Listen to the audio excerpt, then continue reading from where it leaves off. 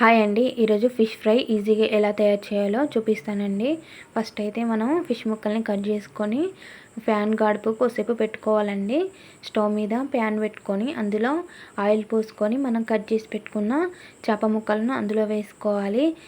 Medium flame పెట్టుకొని fry చేసుకోవాలండి. ఇలా మా అమ్మ మాకు చిన్నప్పుడు చేసి పెట్టేది. ఇప్పుడు కార్న్‌ఫ్లోర్ లాంటి అవి ఇవి వస్తున్నాయి, కానీ మాకైతే ఎక్కువ శాతం మా అమ్మ ఇలానే చేసి పెట్టేది. ఇలా చేయడం వల్ల మనం 2 డేస్ వరకు తినవచ్చు. మళ్ళీ క్రిస్పీనెస్ కూడా అలాగే ఉంటుందండి.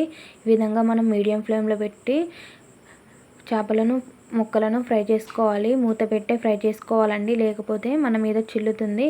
ఇప్పుడు అనేది ఈ విధంగా ఫ్రై అయ్యండి. చేప ముక్కలు బాగా ఫ్రై చేసుకోవాలి, లేకపోతే 2 డేస్ వరకు ఆగవండి.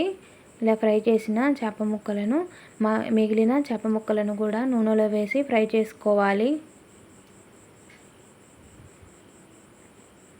మీడియం ఫ్లేమ్లో పెట్టి ఫ్రై చేసుకోవాలి. ఇప్పుడు అన్ని చేపల ముక్కలు ఫ్రై చేసుకున్న తర్వాత నూనె అనేది గోరువెచ్చగా అయ్యాక అందులో కొంచెం జీలకర్ర, ఒక ఎల్లిపాయ గడ్డ దంచి పెట్టుకొని వేసుకోవాలి. ఎల్లిపాయ పొట్టు తోటే వేసుకోవాలి. అలా వేస్తేనే చాలా టేస్టీగా ఉంటుంది చేపల ఫ్రై. ఇప్పుడు ఒకసారి కలుపుకొని ఎల్లిపాయ వేయడం వలన చేపల ఫ్రై చాలా టేస్టీగా ఉంటుంది. ఇప్పుడు ఇందులో కొంచెము ఉప్పు వేసుకోవాలి. ఉప్పు వేసుకొని ఒకసారి కలుపుకున్న తర్వాత పసుపు వేసుకోవాలి. గోరువెచ్చగా ఉన్నప్పుడే మాత్రమే చేసుకోవాలి. వేడిగా ఉన్నప్పుడు చేసుకుంటే అన్ని మసాలాలు మారిపోతాయి.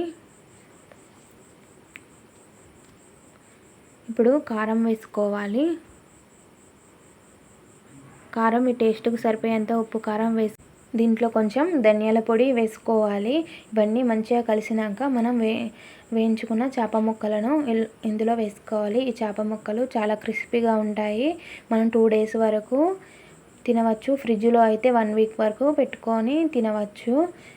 మీకు కావాలనుకుంటే నిమ్మకాయ కూడా పిండుకోవచ్చండి.